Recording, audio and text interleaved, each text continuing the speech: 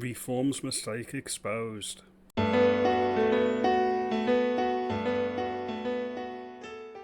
Good morning, I hope everyone's well today. Thank you for watching, it is appreciated.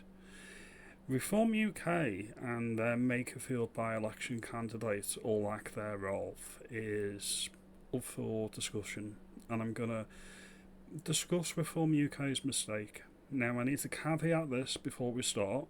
This isn't an attack on any Reform UK grassroots member, voter or supporter. You're all great people, decent people, and I think and hope that you want the best for your country. And so it's not an attack on you, this is an attack on the higher ups and the leadership and the cult of Nigel Farage.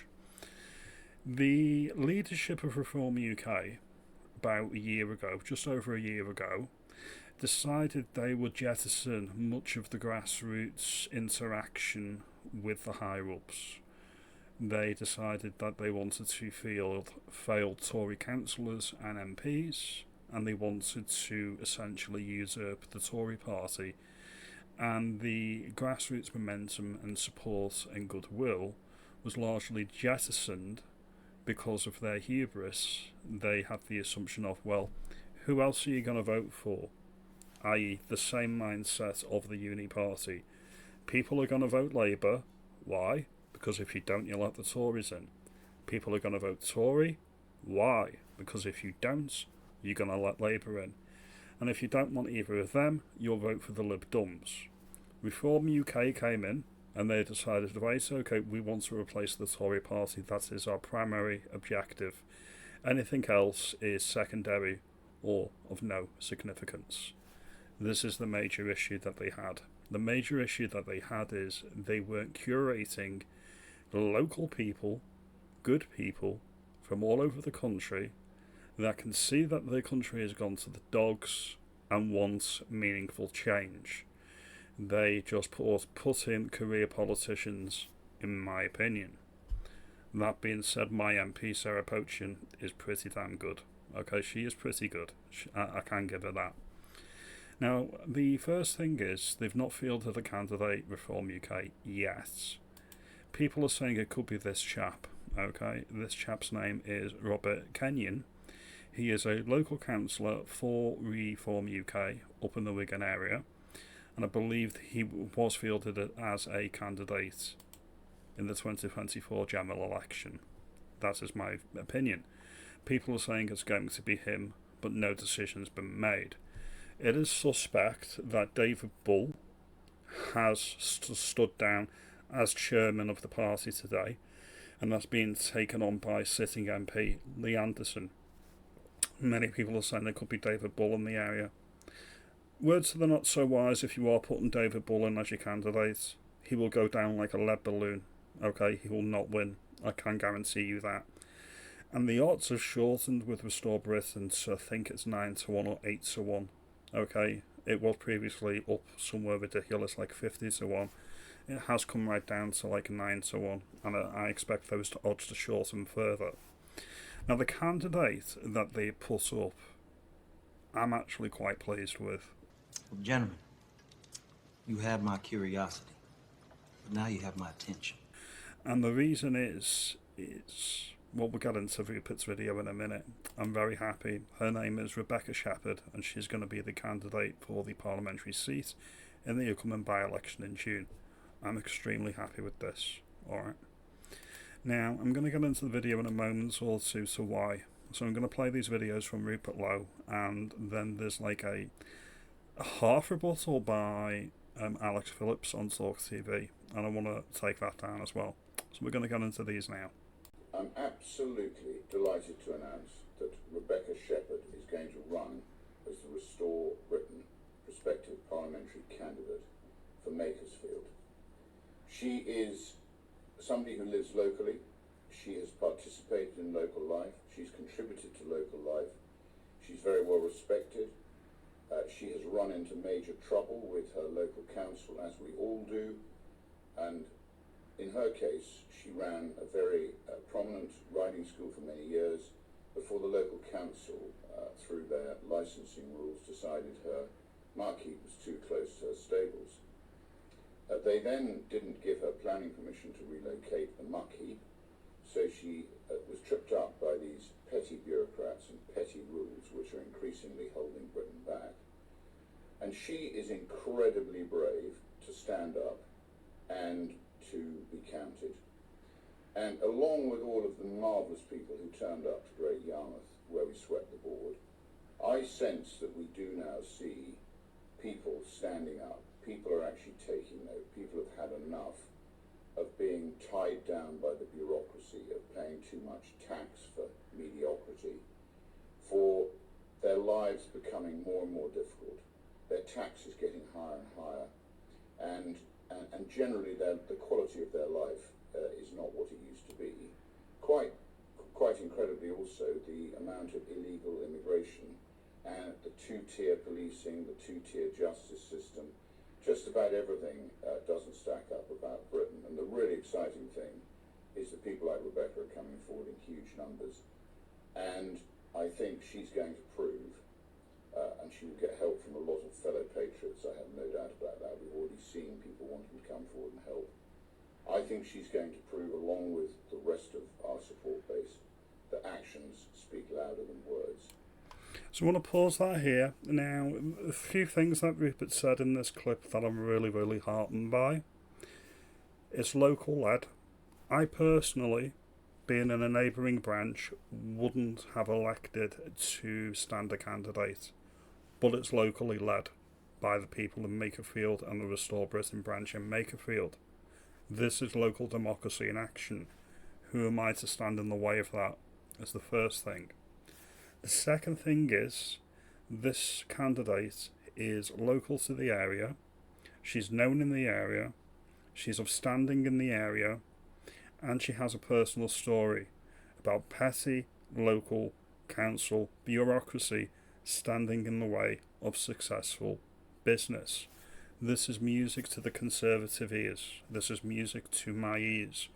One of the biggest bugbears I've got is both at state level and local level, red tape and pointless bureaucracy by jobsworth councillors that have got nothing better to do than to tell you what to do with your money and what to do with your land.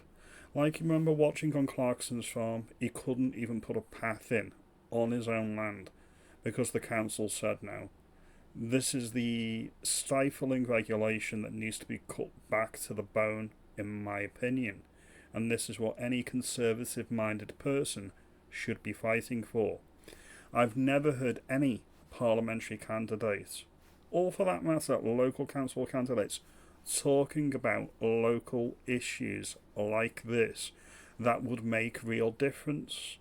It's a corporate monopoly on business that sucks out innovation from the small to medium enterprise and the sole trader, because they cannot compete on the same level as the large businesses. So when I'm hearing that we're going to get a local candidate, local to the area, of standing, who's done well, is well liked, probably has support locally, and she has a personal story to talk about stifling regulation, this is all brilliant. Now, if you liken this to what happened with Reform UK, when they were fielding candidates for the Scottish Parliament, they were making it about stopping the small boats, when that's got nothing to do with the Scottish Parliament, and that's got nothing to do with anything that the Scottish Parliament can legislate for. They can't stop that. Then you look at the Gorton and Denton by-election when they parachuted in Matt Goodwin, and they were saying, this is a referendum on Keir Starmer. Do you want Keir Starmer out? Nothing local about that particular campaign, nothing local about that angle that's going to engage the local voter. And now they're looking to run the campaign up in Wigan, up in Makerfield, on the tagline of Stop Burnham Getting In to Downing Street. That's not going to... It doesn't cut mustard with me, it doesn't cut any mustard with me. And I'm a political junkie, I'm like, is this the best you've got? Is this the best you can do? It's nothing about the local area. It's literally nothing about that. It's all about stopping Andy Burnham. Right, I've said this on my channel, and I'll say the point again. Andy Burnham, even if he becomes Prime Minister, he's vaguely competent. He's not going to turn the Labour Party around. He will not win a general election. The only thing he will do is mitigate some of the worst excesses of the resounding defeat the Labour government's going to get in 2029 when they go to the people.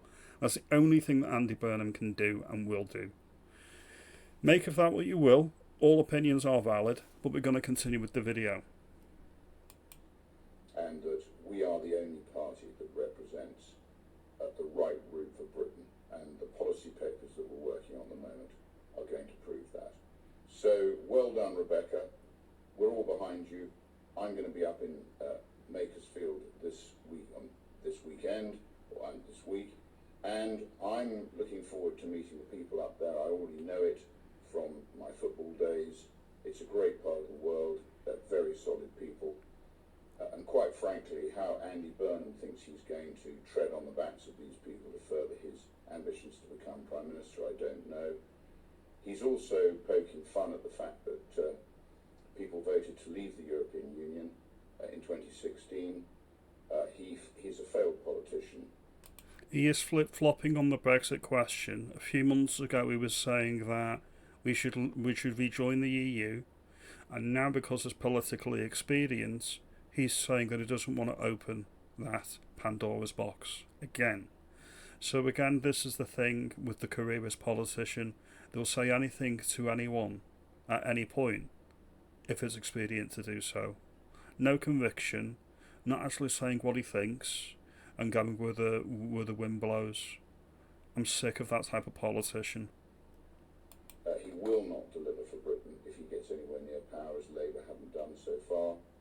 So this is a really important test of how far Restore Britain has come, and I urge everybody, let's get behind Rebecca, let's win this vote, and let's basically prove that quietly, with no media coverage, Restore Britain is actually the party for the people.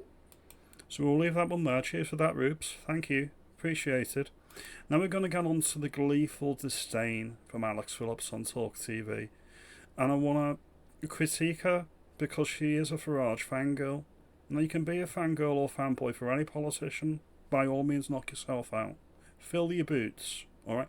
Be honest about it. Don't go onto a national TV as a host and sort of mock anybody that you don't agree with. Alright? Because they think you're going to spoil the votes. Alright? Let's just have a look what they had to say. I'm like talking about moronic. Dear Rupert Lowe, you ain't going to win that seat. Says who? Says you? Alright. Alright. Don't stand the candidate. Alex has said we're not going to win. Alright. Don't stand the candidate. The word on the street is we're not going to win. Alright. No point. No point. Just pack up and go home. Nothing to see. Yeah, it's lose-lose. You either going to do really badly and look pointless, or if you do really well, it will potentially allow Labour to win the seat, and that looks ridiculous.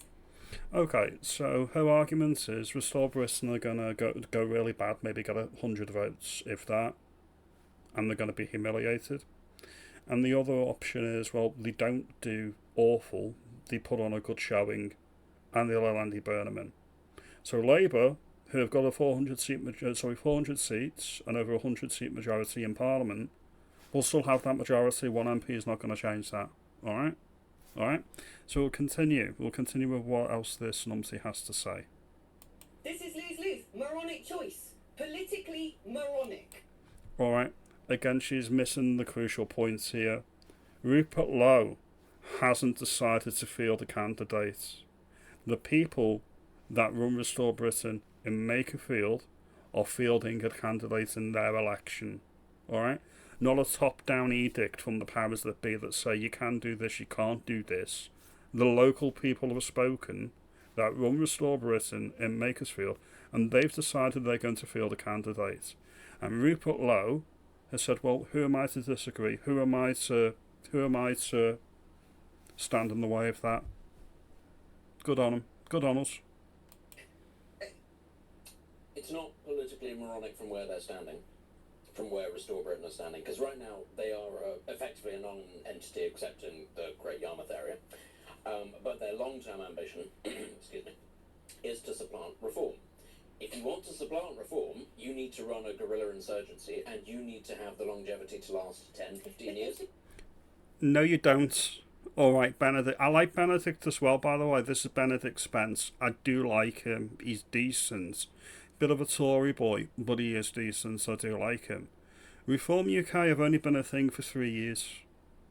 When you're saying 10, 15 years, you're talking about the entity that is Farage. And what you're conflating here is the cult of personality of Farage. 2/3 of the country hate Farage, by the way. He's well known. He's Mr. Brexit. Many people in the country do not like Farage, even if they like the right wing, and even if they like Brexit. Don't conflate the two. It's not apples to apples comparison, there's apples to oranges. What I would say is that there's about the same amount of time now between now and the general election as there was from Reform UK, before the last general election. There's about that much time. And look where they got and how quickly they got there. They shot themselves in the feet by getting rid of all of their grassroots. That was their big mistake. So it's not 15 years. If they do this, if Restore Britain do this effectively and correctly, and all the signs at the moment is that we are doing that, they are doing that, they could overtake Reform UK in 2 years. Alright? And, Alex, honey, baby, sweetheart, the third option is Restore Britain win the seat. But you're saying they won't win it. Anything is possible. The world is an imperfect place. You may not get to stand as a Reform UK MP. Hate to break it to you. And this is the thing. Because they know they're not going to win this. They know. Do we? No, we don't. No, we don't. How many people on the Red Wall, me being one of them, voted for Reform UK because there was nothing else available that fit the description or something vaguely close to what I wanted? How many people like me are not Farage loyalists or sympathetic to the Reform UK grassroots and want something more authentic? This is the word, authenticity. When I look at the candidate that they're fielding in Makerfield, one word screams out to me, which is authenticity. Most important thing that will make me vote for a candidate or not vote for a candidate is authenticity. They're probably not even going to get 1,000 votes, but they might not need 1,000 votes. If all they need is, say, 200 to 300 votes away from reform to keep reform out, and if that keeps on chipping away at reform's credibility, the idea that reform actually can win these seats, that right now is all that Restore Britain needs to do. It is not interested in taking on the Labour Party or the Tories or anybody else. Its enemy, because it is to the right of reform, is to take on reform. That's who it's chipping away. So from their perspective, which is not about winning the country right now, it's just about beating reform. You can see actually why they would do this. No, exactly. No, what, I get no, that. I understand your frustration. I understand your frustration because I bet you would be prepared to vote tactically to get. It's not a vanity project, let's be clear. Reform UK leadership, Lee Anderson, Zaidan Yusuf and Nigel Farage, attempted to politically assassinate Rupert Lowe. They put false claims into the police, spread rumours around Parliament about his private life that weren't true, and it failed. And it was because of his staunch stance on mass migration that Nigel Farage didn't agree with, because he thought it was a political impossibility at the time. And then we find out on the grapevine that Trump wasn't happy with that, and then Farage changed his tune. Alright? Let's be clear, it's not a vanity project. Maybe it's holding to the ideals and principles, that's right, principles, that the grassroots aspired for this new political movement. Maybe it's that. A right-wing government, you'd be prepared to vote for whichever right-wing party was. If it was going to be, say, a hung parliament, you'd be prepared. And if there was no chance of reform winning in your constituency, but there was a chance of a Tory getting in, you're not going to vote Labour. You're not going to. You'd probably, if you had to vote Tory. Okay, so let's fast forward 3 years. We're a week before the next general election. Let's use this argument and play it out to its logical conclusion. If Restore Britain are leading all the polls, the momentum's with them, Reform are done, Tories are done, UKIP are done, Advance UK are done, and you're going to vote Labour or Restore Britain. Benedict, who are you going to vote for? But the point here is that's about a grander vision for the country, which is a right-wing government. But Restore are not interested in No, that. they're not. Oh yeah, we are. Oh yeah, we are. We're taking the lot. We're taking it all. We're taking it all. Just No, want I'll to tell be you what they're not reformed. interested in. Then exactly, it's a vanity project. They're not interested. I'm like, So we're going to leave that one there. Then you look at the margins in these seats, alright, because this is a neighbouring red wall seat to me. So first of all, I'm going to bring up my seat from the last election. This was Mike Amesbury, 22,000 votes, 2024, Runcorn and Halesbury. Reform UK right behind in 7,000 votes, or 7,500 votes. Then my MP, Sarah Pochin, took that seat, overturning a 14,000 majority for Labour. Alright? Alright, that's seriously impressive. Then you look at the seat in Makerfield. Reform UK done a heck of a lot better in that seat than in my seat. Turnout was a bit lower. Alright? They got 12,800 votes. The seat's only got about 4,000. Alright? So, Reform only have to get 4,000 votes here. But there's a differential, and there's a differential there. The differential is how many of those people are sticking with Reform UK, how many people are disillusioned with Reform UK. Historically as well, by elections, the vote share is a little bit lower. But there's about 10,000 votes to play for here at least, to my estimates. Alright? In my seat, there was about 8,000 votes. Alright, in my seat, as I say, there was my MP Sarah Pochin won on 12,000, and in this seat, they, in the last election, was bring it up again, they won on 18,000. So there's a differential there of 6,000. The 8,000 differential is the differential between the votes that, the 4,000 that, where am I getting the 4,000 from? The 4,000. Well, there is a differential there, trust me. Alright, there is a differential. Now, how many of those people in Makerfield are sticking with Reform UK? That's the first thing. How many people are Restore Britain going to engage, which is the disenfranchised voter? How many of those are they going to tap into?